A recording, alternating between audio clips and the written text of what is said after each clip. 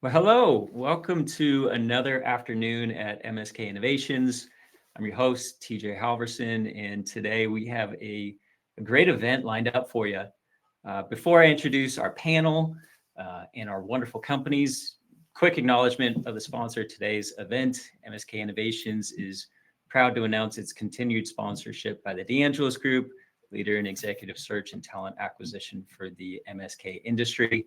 Today, we have two companies coming up, Auctus Surgical and Rex Ortho. On our panel, we have Chris Lyons, Chance Leonard, and Chris Campbell. Gentlemen, I'll let you each take a moment to provide a quick introduction, starting with Mr. Lyons. Thank you, TJ. It's good to see everybody. Good to host again. Love doing this with you guys. Love it. Love the program. I'm Chris Lyons. I've been in the industry about 36 years. The first 18 of that, we'll call it, was Smith & Nephew, working in the marketing and sales side of things. Then I went over to Medtronic Spine. I did M&A there from 2008 to 2018. Then I started my own consulting practice on the sell side of our processes that we all know so well. And that is under the banner of Southern Metrics. So great to see everyone. Awesome. Thanks, Chris. I will pass it off to our other Chris today, Chris Campbell. Great. Thanks, TJ. Really enjoyed being on this, and thanks for hosting it. Excited for the conversation. It's Christopher Campbell. My roots in engineering. I have my own company, robotics. I exited that and joined a Swiss orthopedic company, Synthes, and then that was eventually acquired by J&J. And had the privilege to work in J&J for a while in various different roles in orthopedics, but all external innovation, partnerships, acquisitions. Really trying to stimulate innovation in the med tech market. More recently, went back into digital surgery and robotics and lead our strategy on the vascular surgery side in J&J MedTech. Excited to be a part of it and hear the conversation. Yeah, thanks for joining, Chris. And last but not least, Chance Leonard. Absolutely. Thank you, TJ. Welcome, presenters and fellow people for doing our evaluations here. My name is Chance Leonard, and this is my 31st year in the medical device industry. Spent 15 of those years as well at Synthes, and have currently served as the Chief Executive Officer of Genesis Innovation Group, and we are a med tech development company helping entrepreneurs and innovators bring their technologies to the market. Wonderful. Thanks for joining, Chance. Now, before we jump into our first pitch with John Ashley at Auctus, quick note, MSK Innovations is not a broker-dealer nor an investment advisor. This is for informational purposes only. Please conduct your own due diligence prior to making any investment. With that, John, pass it off to you and your presentation.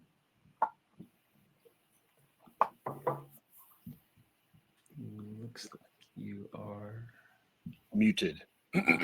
right. John. Thanks so much, TJ. Appreciate it. Thank you, panelists, for your time today. My name is John Ashley. I'm the CEO and co-founder of Auctus Surgical, and our focus is to transform the surgical solutions for scoliosis in a manner that allows the implant to be adjusted without additional surgeries. I want to start out today by introducing you to Maya. She is the she's the child of a good college friend of mine. And at the age of 10, she was diagnosed with adolescent idiopathic scoliosis. You can see from looking at her back that this is a sideways curvature of the spine. And about 1 million children every year in the US get diagnosed with this progressive condition. When it gets severe enough, about 30 degrees, these children get prescribed external braces, torso corsets that hold them more erect. And if they're successful, they prevent further degeneration of the spine. But it's pretty important to note that an effective use of a brace, clinical definition, is their spine doesn't get more than 5 degrees worse. But it is ineffective for about 30% of these patients. Maya was prescribed a brace when she was 11 years old, but it was ineffective for her. And along with about 40,000 other children, when she turned 12, she underwent a permanent spinal fusion. In this procedure, her neck was cut open from the base of, her back was cut open from the base of her neck down to the top of her hips. Her skin and muscles were flayed apart. She had 2 solid titanium rods and dozens of screws implanted in her back. Yes, her spine was straightened, but it also no longer moved, and her torso couldn't grow anymore. So for her, it meant no more ballet, no more skiing, no more soccer. And these patients face about a 40% complication rate over the rest of their life. Now, in the last decade, a new non-fusion alternative has been brought out to the market. It's a static tether. Zimmer started this market by repurposing an old product they had that's been spun out into a PE-backed company called High Ridge. 2 years ago, Globus got approval for a knockoff product because they saw the opportunity in this market. However, both of these static tethers reported a 35% failure rate in their clinical trial data. Since they've come onto the market, their real world data is worse than that, close approaching a 50% failure rate. These are primarily breakages of their polymer cords or overcorrection where the spine starts curving in the other direction. Auctus has a dynamic tethering system that's going to address all of those situations. We are able to preserve motion like the static tethers, but also allow that spine to fully grow and allow for tension adjustments without additional surgeries. And this is how it works. Our device is implanted through small 1 centimeter portals in a thoracoscopic way. Screws are put on the convex side of the spine, and a flat ribbon tether is attached to those screws. One end of that ribbon is attached to a magnetic adjuster. That's this inset image. Then when the child comes back for regularly scheduled follow-ups in the doctor's office or clinic, that implant can be adjusted with a magnetic external controller based on the x-ray that the doctor's taking, so that each patient can get a fine-tuned straightening of their spine and a personalized solution. When you compare the dynamic tethering system from Auctus to these static tethers and the various fusion rods, we are less invasive like the static tethers and motion preserving. But on top of that, we have twice the ultimate tensile strength, and more importantly, 10 times the durability of our tether to address the breakage problems these other companies are seeing. To address the overcorrection, we have the non-invasive adjustability, which can grow with the child, and we have the option to expand the patient pool beyond what's being done today, and I'll get into that later. So unfortunately, Maya didn't have this option, but if she would have had this less invasive surgery. She would have only been in the hospital for a day or two at most, as opposed to the 4 or 5 that's standard with fusion in these children. She would have been fully recovered after a week instead of a month or 2. She could have continued her normal sports activities, had the adjustments in her doctor's office, and the surgeon could use existing codes, and I'll explain that more later. We're in the preclinical phase at this point. We've done 3-month animal studies. These are x-ray images of our device implanted in these pig spines. After the initial surgery, every 2 weeks, we took a planar x-ray and then did a magnetic adjustment and took a follow-up x-ray and showed that with this random adjustment, either increasing or decreasing tension, all of the spines changed curvature, all the adjustments were successful. After the pigs doubled in size and we explanted the devices, we saw no wear or damage. So not only is this an important solution for these children and adults, it's also a fantastic market opportunity. Our beachhead market are these adolescent idiopathic scoliosis kids whose spines are still growing. That's an existing market. On top of that, there are other pediatric cases. There's a set of children who forego the surgery because fusion is so invasive until they're young adults. And then most of the surgeons we talk to would like to offer this to kids with less severe curves, the ones that are getting torso braces and not getting any straighter. So that greatly expands the pediatric population. But this is a platform technology, and there's lots of opportunities to use this in adult degenerative scoliosis and kyphosis as well, creating a very large worldwide market. I mentioned earlier that there's already reimbursement in place. Zimmer, having brought tethers to the deformity market, did the heavy lifting, and now there's permanent CPT codes in place, and they're getting great coverage and payment. The ASPs for these implants are over $30,000, ranging from 27 to 40, depending on how many vertebral body levels are tethered. With a relatively low COGS, this is a high margin business. We already have issued patents for our dynamic tether in the US and around the world, with additional applications pending, and we've licensed other IP for follow-on pipeline products. We've de-risked this with actually 5 pre-subs to the FDA, including getting breakthrough device designation. The FDA has given us feedback on our bench testing, our GLP preclinical study, and our clinical study protocol. So we know exactly what they need.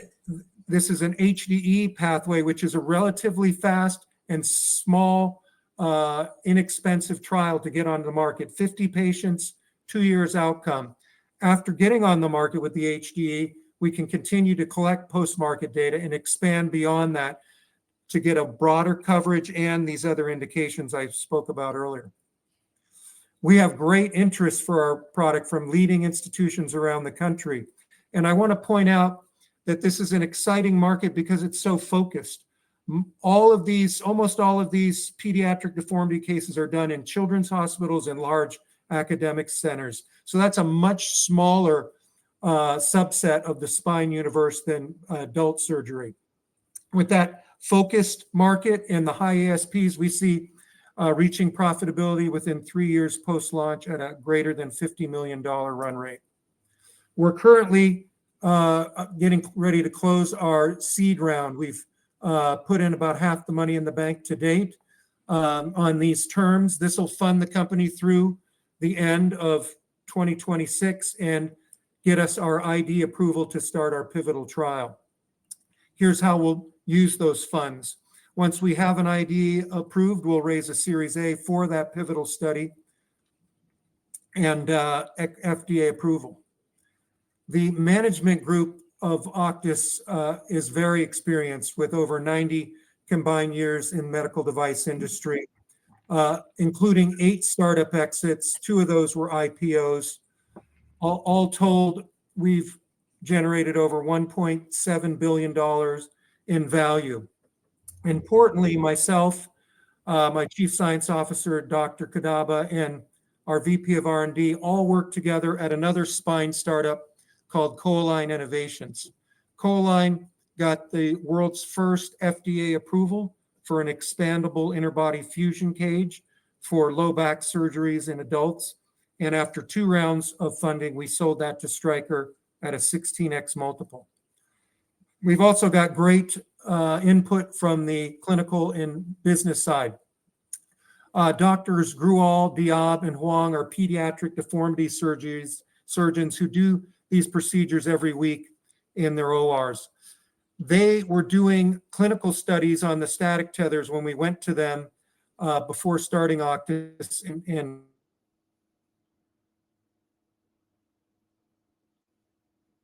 one. So with their file, our company, we have great adult deformity surgeons on the bottom row who we've worked with before, and had relationships for over 30 years. And I'm pleased to announce that Tom Assel, the former CEO of Spinal Kinetics, has joined us as our outside board member. So in summary, Auctus Surgical is a very experienced team who's been there and done that. We're working on the holy grail of spine surgery, which is non-fusion deformity correction. Surgeons want non-fusion options. They've adopted the static tethers, but it's not a full solution. It has plenty of problems. And I'll point out that there's many practicing surgeons who were the first investors in Auctus's pre-seed round.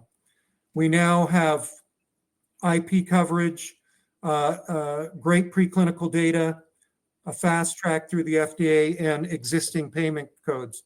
We believe that these children with scoliosis should lead the same healthy and active lifestyles that their peers without get to lead. And that's our mission. We'd love you to join us, and I'm happy to take any questions. Wonderful. Thank you, John. I'll open it up to the panel now for some questions. I'll start if you guys don't mind. John, great presentation. Certainly think this is, really easy for, especially for surgeons to do adoption. And it really kind of comes down, I think, to the procedure. I know that previously when I was at Stanmore Implants, we had a growing implant that we utilized for pediatric patients in the femur and knee and proximal tibia and stuff. And so I had a couple questions, just particularly about the procedure. First and foremost, how long is the average time for correction for these patients? How many times will they need to visit their surgeon in order to have the external device, do correction? That's a good question. It really depends on their growth stage and how much more growth they have. We anticipate that over the course of 2 to 3 years, they'll be getting an adjustment roughly every 9 months. I mean, there might be some children who need to get adjusted every 6 months. Others might be able to go a year without an adjustment. But, they're going back to the doctor, 3 months, 6 months, a year, and so on after the index surgery anyway. And they're already in the office. They're getting examinations. They're getting planar x-rays. The doctor's taking a history. So it's not a big change in their practice. It's after taking that planar x-ray, at that time, they make the decision, is this an implant that needs an adjustment? Understood. So in essence, then after deformity correction and skeletal maturity, they are removing the hardware? Yeah, very good question. As you know, it's not typical to remove the majority of hardware in orthopedic and spine surgeries, but it is done. There's always a risk of an infection or a new complication with any surgery. We do know today that there are patients getting static tethers removed on an elective basis. This product actually has 3 options. The first option is that when the patient's fully mature and their spine is stable, the surgeon can just release tension on the device, and then the patient has an inert implant in their body with no loads on it, so it should remain in that state, for the rest of their lives. That's the least invasive. The next option for them would be a simple 2-portal surgery where with just 2 portals, the surgeon could access the device. They could take the tether out and the magnetic adjuster and then just leave the vertebral body screws. That would be a relatively small surgery to take the majority of the working parts out. And obviously the third option would be multiple portals and removing all the screws. Excellent. It's great. Real quick question, John. I was going to ask relative to the HDE. I know in some situations that they, when the trial's done and the data is, being followed, is there a revenue opportunity during this time, or is it going to be that you cannot launch until whenever? No, you can launch. In fact, what's interesting, in our pre-sub journey with the FDA, we, of course, like any company, we first said, hey, this is a 510K. It's just a variation on a growing rod. And they said, no, it's not. and then we said, okay, well, we'll do a de novo. And they came back and said, do an HDE. And now I have a little more insight on that. It's a little confusing because there are more than the guidance of 8,000, procedures annually, which is the HDE requirement. What the FDA is doing is they're encouraging more work on pediatric products. There was a pediatric CEO MedTech conference in New York last fall. The FDA had a session there with 3 members, and the head of the structural heart and vascular support group on her presentation stated, pediatric device companies, we want you to do HDEs. It doesn't matter how big your market is. You can come to us, have an HDE approval, start commercializing. Please, if you want to go beyond 8,000 cases a year, keep collecting data and submit with more data. But they want to help get companies on the market earlier. So that's their thinking, is to support more pediatric products. Yes, we expect after the HDE approval to commercialize, but then to continue to do cases until we get to the 200 or 250, whatever number the FDA wants to see for a PMA. Great. Thank you. John, thanks for the presentation. Exciting what you guys are driving. Maybe go back and maybe walk me through a little bit more on the strength of your device. I know that the failure of the predicate devices and one of your key differentiation to be able to address that failure rate. Can you walk through a little bit how your design is specifically addressing some of those failure points? Yeah, that's very important because it is really design driven. We looked at the failures of what's happening out there. And our design is optimal in 3 different ways. The first is the configuration. It's a flat ribbon, so the majority of the strength is imparting that force directly in the plane we're trying to correct, as opposed to a round cord, which has the strength in all directions, even though it's only being used in one direction. The second is how we're holding it. We're not crushing our flat tether at any point. At one end, it's wrapped around the pin. The other end, it's wrapped on the spool, so it's not being crushed. It's being compressed, but it's not being crushed. So we believe that's going to add to its long-term durability. But probably the most important factor is the material. So this is the static tethers on the market are TEP. This is ultra-high molecular weight polyethylene, which is used in orthopedic sutures all the time, and acetabular cups and other orthopedic implants. Not only is it, very tough, but it's incredibly slippery. So it has a very low normal force when it's rubbing, and so there's low friction that creates a very durable product. I actually sourced this type of material for Spinal Kinetics in the very early days for their M6 disc. Also, this exact configuration, this flat, I'm not going to just give out the dimensions right now, but the flat dimensional weave we have has gone through rigorous testing as part of a PhD thesis. So it's done animal implantation, lots of wear on the bench. That's where we're getting not just the 2x ultimate tensile strength, but the 10x durability. Makes sense. Thank you for walking through that. And maybe an adjacent question, back to Chance's just clinical workflow.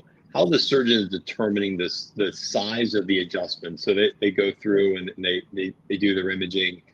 Are you providing any guidance, or is it up to the surgeon to determine how big of adjustment? Because that's related a bit to the amount of force that's going on to your device.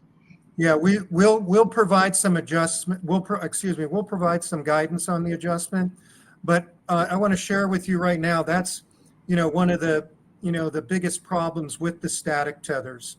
2 months ago now, there was a pediatric spine deformity conference in Las Vegas, and the discussion is still about 50-50 between static tethers and fusion.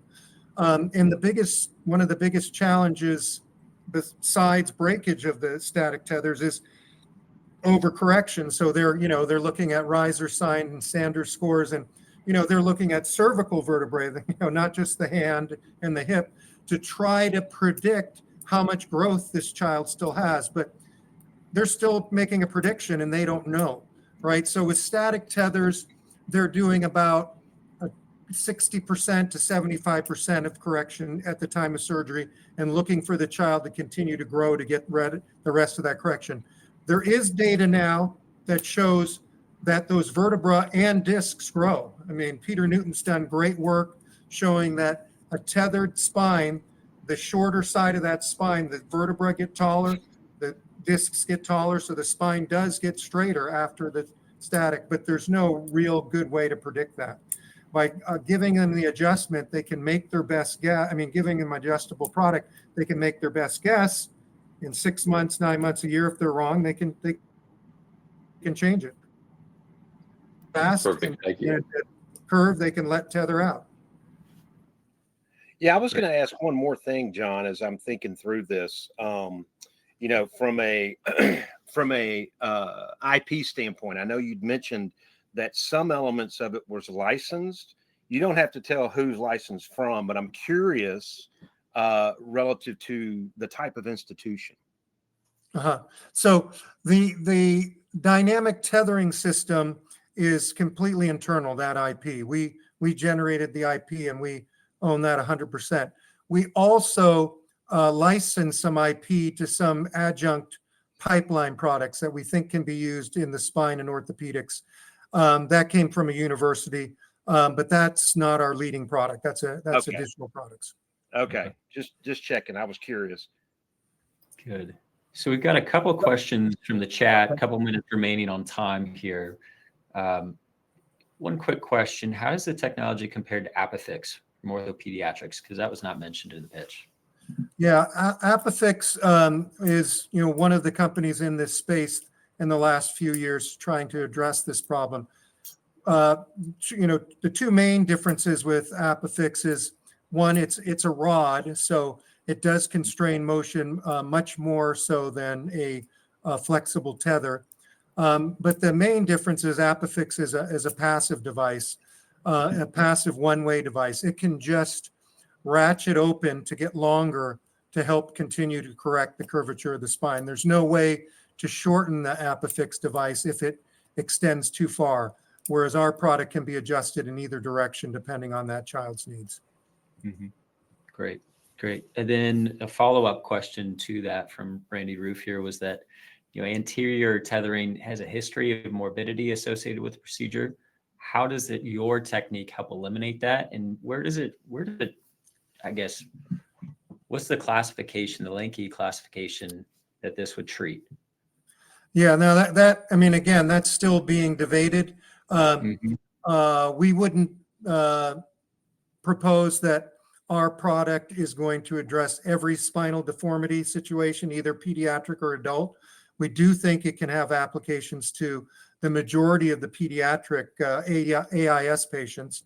But it's still open as to whether it's a Lanke 2.3, Lanke 2.3.4. That's TBD.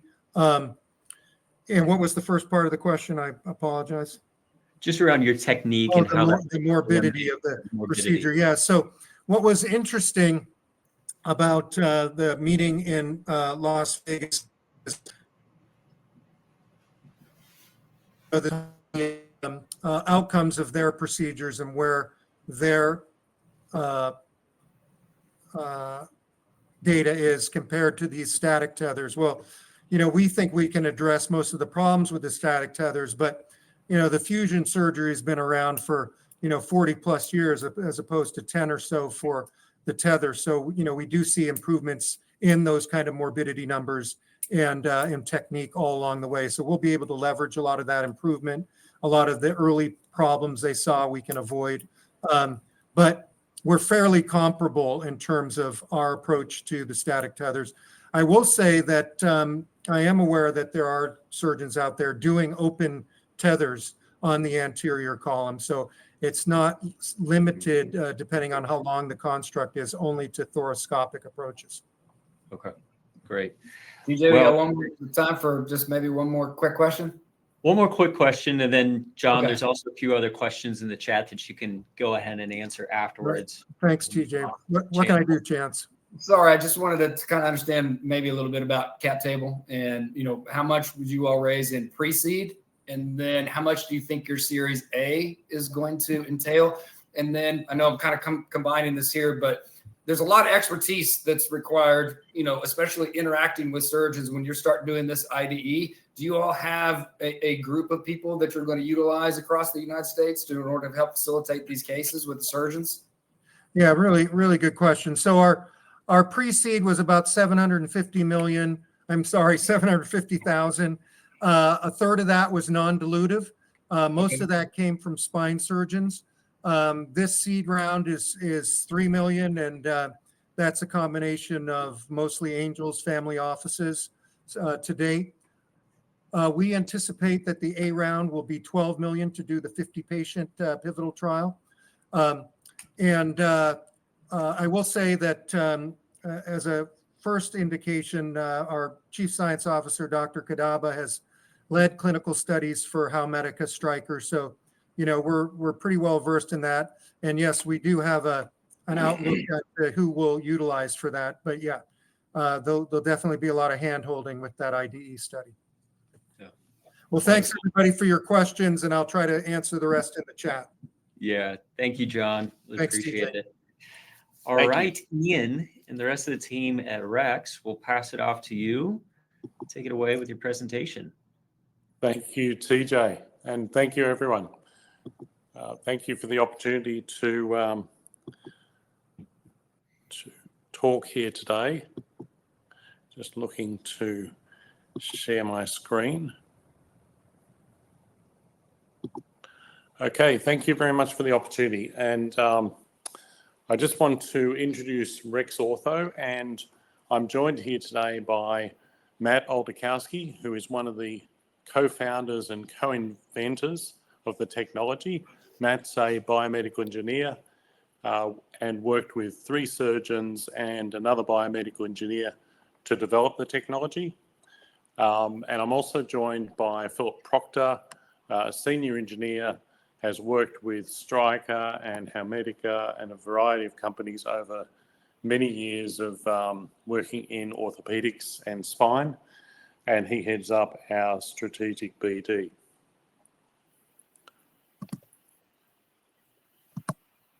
Okay, so Rex Ortho is a medical device company developing a platform of orthopedic surgical fixation screws with best-in-class fixation strength and easy removability. Rex Ortho is redefining screw fixation. We're developing a unique platform of orthopedic fixation screws with the potential to become the new standard of care. We have compelling results in hip fracture fixation, and we have an AO Foundation collaboration agreement in spine. So we're working across trauma and spine. We have multiple large addressable markets with clear path to commercialization, and we have a very strong patent position with clear freedom to operate report. When we look at orthopedic fracture fixation, our view across all indications is that around 1 in 10 orthopedic fixation screws fail.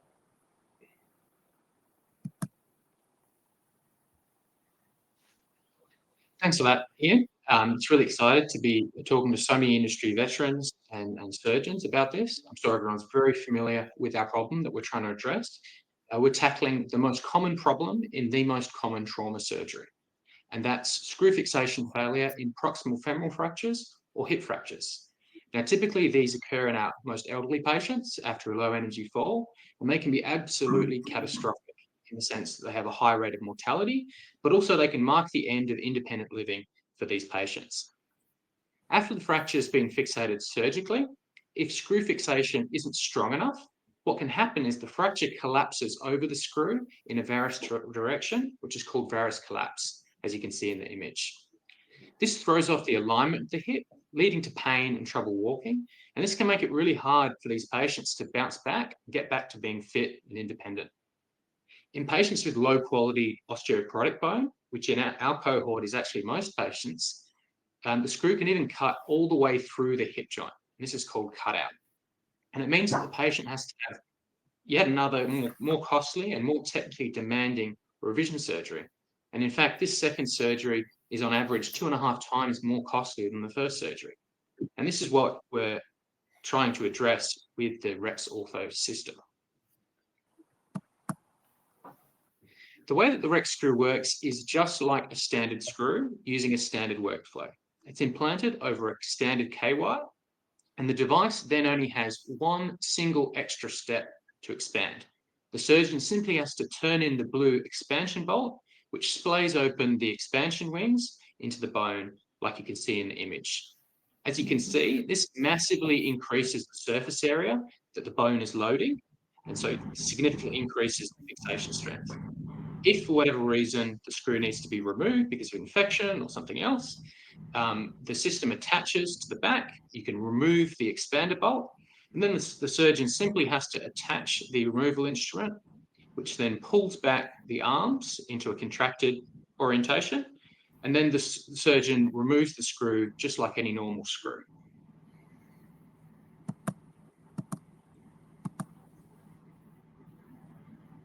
The way the rec screw works, as I said, and I keep on using the word standard, and that's really key, it's just like a standard screw using a standard workflow.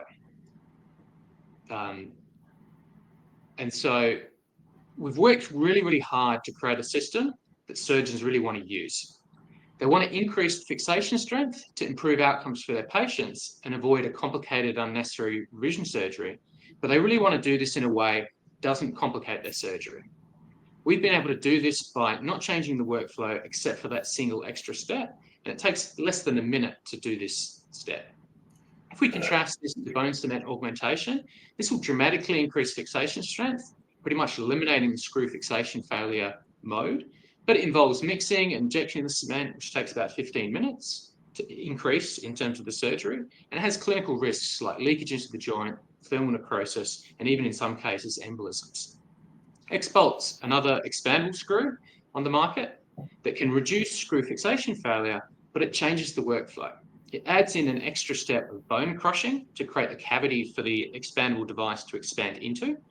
And the surgeon places the tip deeper in the head than a standard screw with a non-standard tip to apex distance. And when we've talked to surgeons about this device and expandable devices more generally, they're really concerned about removability after bone has grown into the expanded mechanism. And this is pretty much the #1 feedback we've gotten from surgeons. They say, I'd really like to increase my fixation strength and help my patients, but I need to know that I can get it out if I need to. And so we've really taken that on board and integrated that into our designs and made so much so that we've made it a part of our name, with REX standing for removable expandable screw.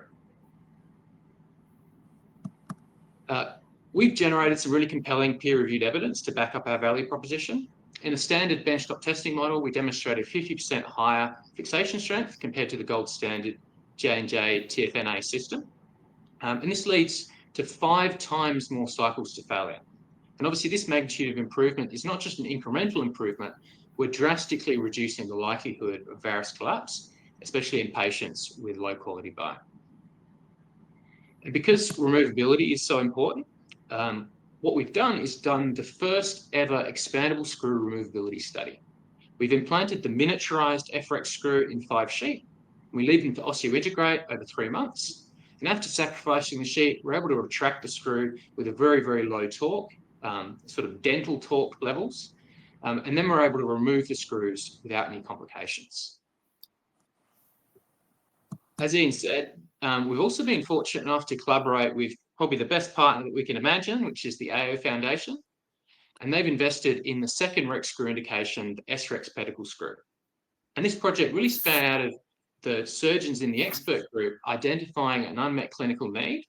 And we've been working really closely with these surgeons to develop the screw and also the evidence that we're generating so that it can be really attractive to the surgical community, leading to commercial success. And both of our projects are running really well. We're really excited to be at this stage where FREX has completed all the testing required for our 510(k) submission, and we're ready to kick off our RSA clinical study towards the end of the year. The SREX project is a little bit earlier. We've gotten through the feasibility stage with the surgeons, and they're very happy with the design and how we're progressing. And we're just about to kick off our proof of concept benchtop testing that'll be conducted by experts in the field, our partners at the AO Research Institute. And our first 2 indications already have multi-billion-dollar markets associated with it. But here at REX Ortho, we're developing the platform technology. And so we have other multi-billion-dollar indications that key opinion leader surgeons have identified and would like to collaborate with us to expand our platform. I'll now hand it over to Philip, our VP of Business Development. Okay, thanks, Matt. Having worked in the orthopedic industry for many years, I can assure you that a major consideration for a company that's going to acquire such technology, they're looking for factors that can significantly de-risk a product. Credible clinical proof of concept for FREX, the femoral application, would be a significant de-risking factor. We've established a collaboration with a top clinical consultant, Dr. Alicia Boyan, who has proven expertise in the radiostereometric analysis technique. This is a method that greatly reduces the number of patients needed. As little as 40 patients are sufficient to prove better outcomes in a prospective randomized study of the FREX implant versus current standard of care. And the latest news is that this weekend, our team is delivering the implants and instruments to a hospital, training the clinical team, and establishing the baseline data for this radiostereometric analysis technique. The study is due to begin in September, and patient recruitment and study closeout will complete within 12 months. Moving on. The Artemis nail implant that Dr. Boyan will use in combination with the FREX implant, it comes from our industry partner, GLW Medical Innovations. This commercial collaboration is a further de-risking factor. GLW, they're a fast-growing company with an innovative range of trauma implants. They have established US sales and distribution channels, as well as access to key surgeon opinion leaders. And they're excited to partner with us and they're supporting both the preclinical and clinical evaluations of their Artemis nail with their FREX device. They'll further support FDA clearance, and the clinical study data will give them a really differentiated product to offer in combination with their Artemis nailing system. Moving now to SREX, our innovative spinal implant, which is, as we've said, at an early stage of development. We've secured funding from an organization that's known globally by its initials, the AO Foundation. Established in 1959, this is an orthopedic industry reference for the training and education of surgeons, both in Switzerland and worldwide. Every company recognizes AO's influence, and importantly, they all model their trauma and spinal implants on those approved by AO. We are working with AO's top surgeon expert panel of spinal surgeons to develop and refine the SREX product. These surgeons give input to SREX instrument and implant usability and handling, and the development project funding supports SREX through to early clinical evaluation and to regulatory approval with agencies such as the US FDA. This summarizes 3 of the key clinical and commercial de-risking strategies that we've designed to enhance the commercial attractiveness of Rex Ortho's unique screw implant technology. Thank you, Philip. So I just want to add that we've got a fantastic team. We've got surgeons, we have biomedical engineers, we have engineers with expertise in high throughput manufacturing. So we've developed the product in line with all high throughput manufacturing methodologies, and our prototypes are being manufactured in first-class centres in Switzerland and Germany and so on. So we really are moving to a great phase now in this period. So underpinning all of this is a lot of work that was done early on to develop 5 patent families, which are now evolved into 26 granted or validated patents. We have a freedom to operate report, which has also been reviewed by Australian and US patent attorneys, and we have great technical files for the products that we're developing. So our ask today is really, we want to connect with strategic partners. We want to connect with strategic funding partners that are interested in helping us and working with us to go the next step. And we're looking for go-to-market partners. So we have the FREX, which is very close to taking to market. And yeah, we'd like to open it up for Q&A and discussion. Good job, guys. I'll jump in real quick if y'all don't mind. I like it. I like the technology. The question I have really is around the idea about screw cutout, because I'm very familiar. I mean, it's the #1, the femoral neck fracture, #1 treatment option, right? Is the nail plus the lag, and has been for as long as I can remember, which I think is 36 years. The thing I was going to mention about this is when you're dealing with the idea of cutout, right? Doesn't that get influenced more about the angulation of the screw hole so that it can be adjusted within the space of the femoral head? Because there seems like there could be the potential that if you misplace, if that's not correct, right, in terms of its placement, and then you put the fins out, you've got an even greater possibility of cutout. So I was curious if I'm misunderstanding, or if you guys could comment on that real quick. I think what you're also saying, Chris, is that it's basically the clinical side of it is the CalCAR reference tip apex distance, right? Yeah. That's a big driver. And we've seen a lot of surgeons that now have obviously converted away from hip screws directly to cephalomedullary nails. And they all like to say that I can do that case in 7 minutes. And, do they take the time to really take into account where that actual lag screw needs to be placed? Yes. Well, I might actually ask Philip and then Matt to comment on that. So it's nice to dive into a technical question straight away. So, Philip? Well, where I started, I have the edge on you. I think I started 39 years ago, and I'm love it when I'm claiming not the oldest in the room. I'm claiming senior citizen status here. One of my very first projects in the industry was to develop a product with a group of guys, which ended up being called the Gamma Nail. Mm-hmm. And I named it together with a team of people. And no matter what we did, now how many big Germans we threw at the project with bigger screws, different ways of designing it, the one thing that we couldn't really change was the cutout event, particularly in the hands of inexperienced surgeons. So this took me down a number of pathways. And if we look at the present project, there's a background factor here that there are a number of factors that will affect outcomes anyway.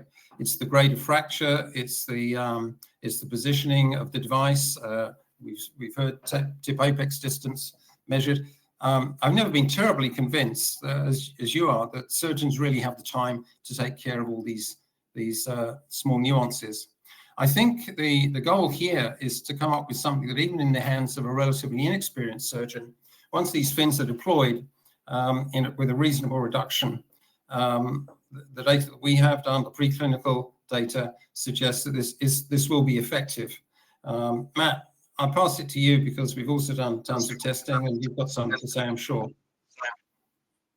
Absolutely. So definitely the tip to apex distance is the primary determinant. We've spoken to a lot of surgeons about just how many times they'll place the screw and then check to see where it is. And, we get answers from, 1 to around 7. And so the better surgeons are taking the time to really reposition. The issue is that if you go too many times, you're going to end up going back in the same position, and you may get to a situation where you actually can't correct it to get it into an ideal tip to apex distance. What we've tried to do, and the way that we think about it, is really expanding what is a acceptable tip to apex distance into something that's large enough with our increased fixation strength that in all cases, surgeons don't have to do too many passes, and they can ensure that they're going to get good fixation strength that's not going to lead to cutout. In terms of expanding the wings, when we expand the wings, of course, we're moving towards the surface of the subchondral bone, which can be really good because there's a lot of strong bone there compared to the center of the head. And what we see in terms of cutout events is a very logarithmic process. So there's not very much movement at all until we start to get more and more movement, and then you sort of get a cutout. So I suppose what we've seen in our testing data is that with the increased fixation strength, even if we're closer to the margin, we can still hold the fracture together and stop movement. And I guess we see the secondary advantage of that is that not just are we stopping cutout, but we're keeping the fracture in a better alignment. So if the surgeon gets a really great reduction and the patient's going to have good anatomical positioning, then the screw can hold them in that position and they'll have better outcomes afterwards. So I think that's how we're trying to address that. Yeah, that's helpful. And a quick follow-up to that.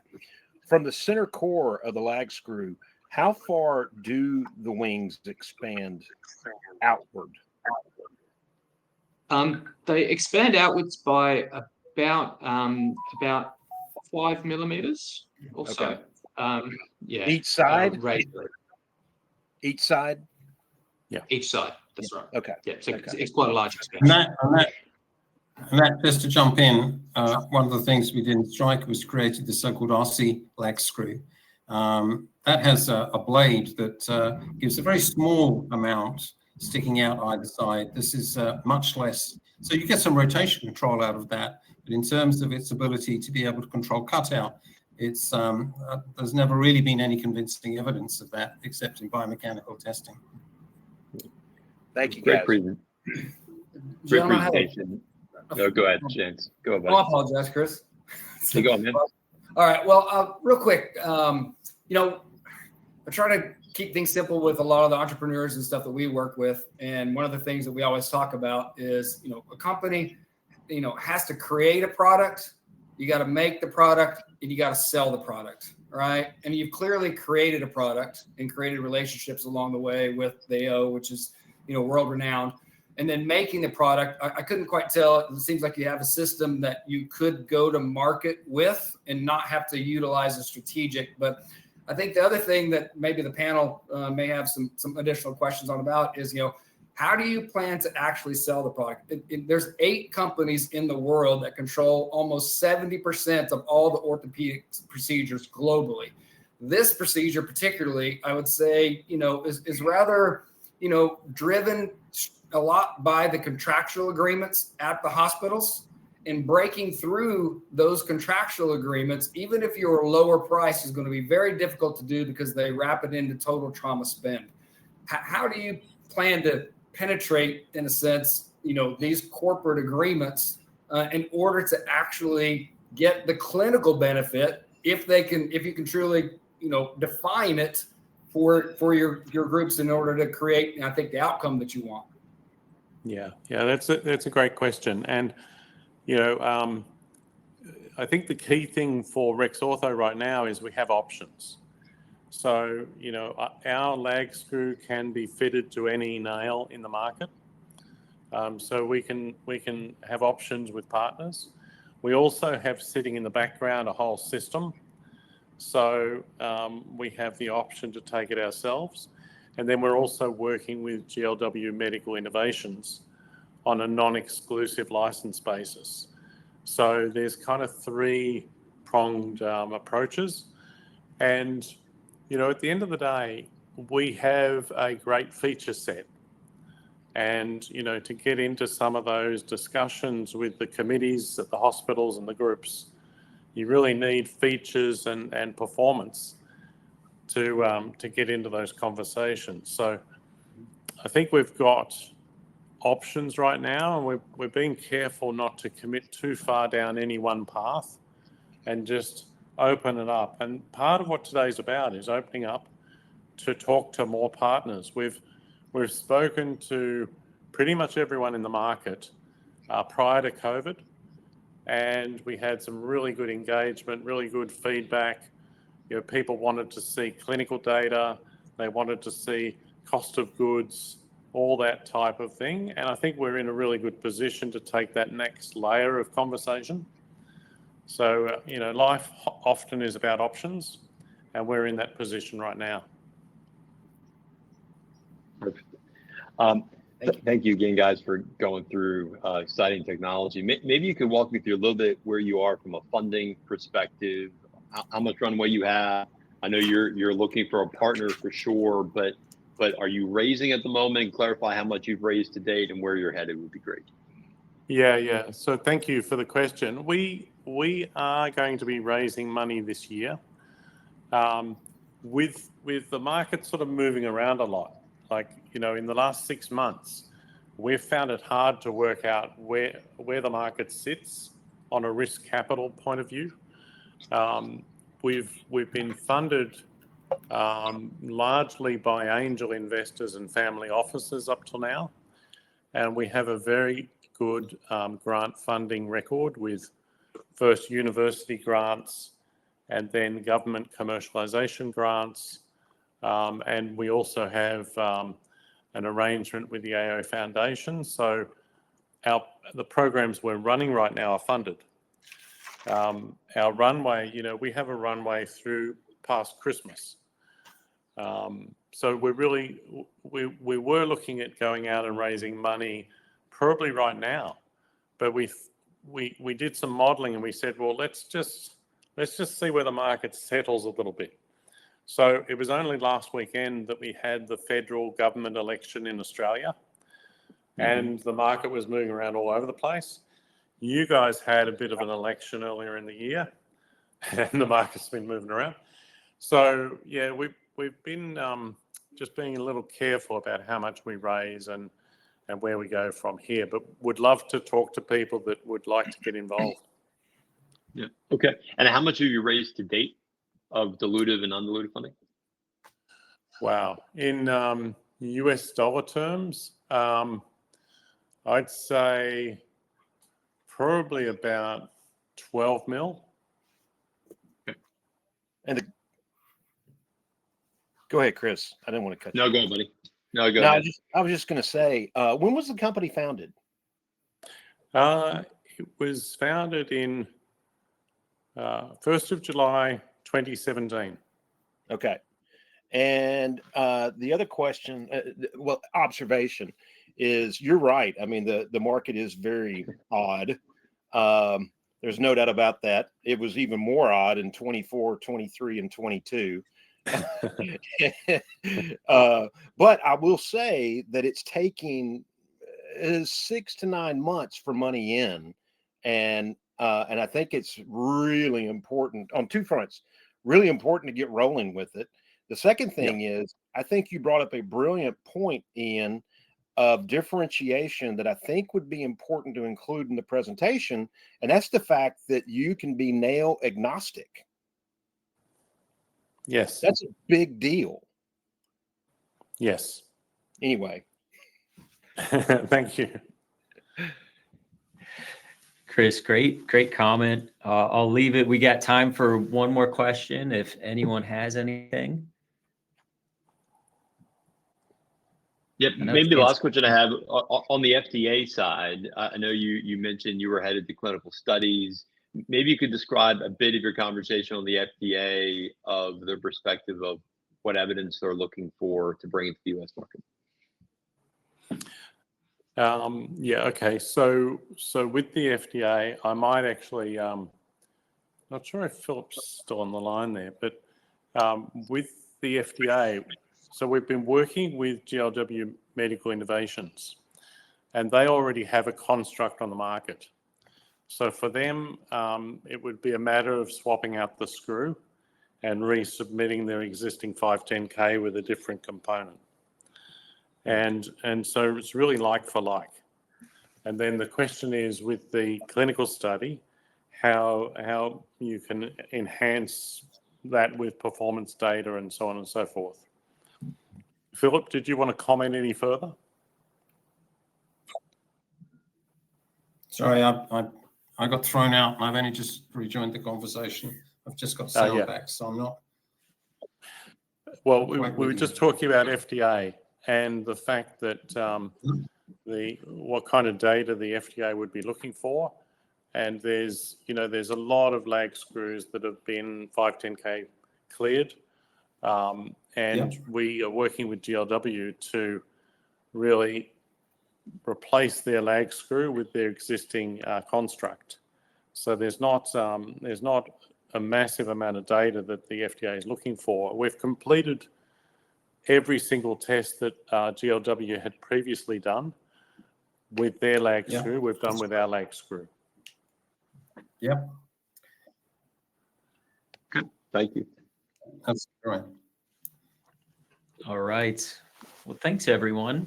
Really appreciate you taking time tonight, this morning, wherever you are in the world, to join us today. Please reach out to the presenters if you have any additional questions, or our team at MSK Innovations. We do have our next event June 4th with Ortho Preserve and Renovos. It's on our website now to RSVP to. Hope you have a great night. Thanks again for joining. Thanks, everyone. Thanks, everyone. Good job. Thanks, everyone.